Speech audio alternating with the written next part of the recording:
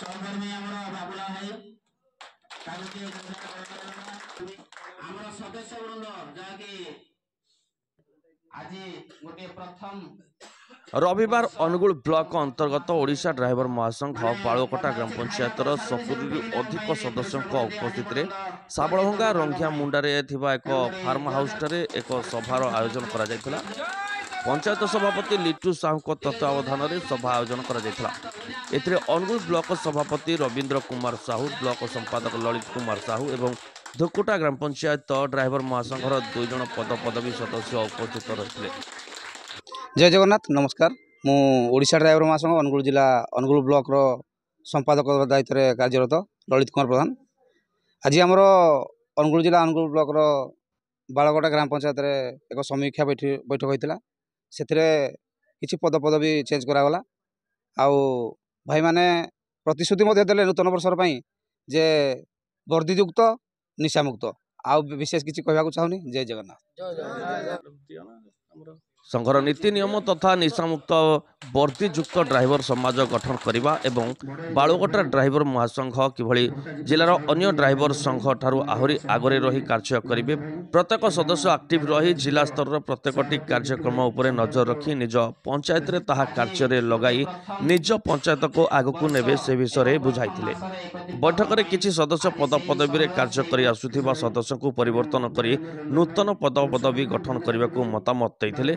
फल समस्त उपस्थिति तथा ब्लॉक संघ सभापति रवींद्र कुमार साहू एवं संपादक ललित कुमार साहू को उपस्थिति रे सभापति एवं संपादक पदपदवी दुईटी को भोटिंग करी नूतन चयन करा जायथिला। जेउथिरे पूर्वर कार्य करि आसुथिबा लिटू साहू पुणी थरे सभापति भाव में निर्वाचित होइथिबा बेले संपादक भाव में बाबुला साहू एवं उपसभापति भाव कैलाश साहू मनोनीत होइथिले। रवींद्र कुमार साहू ओडिशा ड्राइवर महासंघ अनुगुल ब्लॉक रो सभापति दायित्व में आज अनुगुल जिला अनुगुल ब्लॉक अंतर्गत बालुकटा ग्राम पंचायत ड्राइवर महासंघ एक समीक्षा बैठक होता। विगत दिन में पदपदवी चयन कराइला किंतु भाई मानक मन में टिके द्वंद्व सृष्टि होता बा कार्य ठीक हो पानुला। आज नूतन भाव में बालुकटा जीपी पाखापाखि 50-60 सदस्य भाई को उपस्थित रे नूतन भाव में सभापति मनोनीत करागला, संपादक मनोनीत गला, उपसभापति मनोनीत गला और सभापति भाव में पूर्वर लिटू साहू थे। आज समस्त सहयोग एक भोटिंग सिस्टम व्यवस्था कराला जोटा कि नूतन भाव में ओडिशा ड्राइवर महासंघ करदेला। भोटिंग माध्यम पाखापाखि 36 जन लिटू भाई की मनोनीत करदे एवं संपादक थे राजकिशोर भाई भोटिंग करा जहाँकि 36 जन सदस्य भाई 25 जन भाई मनोनीत कर जमार 11 जन भाई मनोनीत करदे।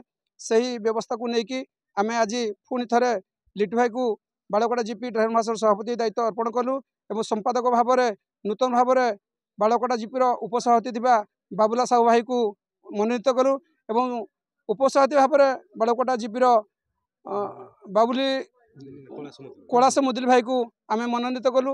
समस्त सहमति सम्मति क्रमे आम आज कार्यटी को संपादन कलु एवं ओडिशा ड्राइवर महासंघ को नापी समस्ते प्रतिश्रुति देले एवं 2025 आम नूतन एक नियम नहींजु वर्दीयुक्त निशामुक्त ड्राइवर समाज गठन करने आम प्रतिश्रुतिबद्ध।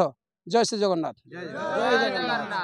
Bureau report Angul live.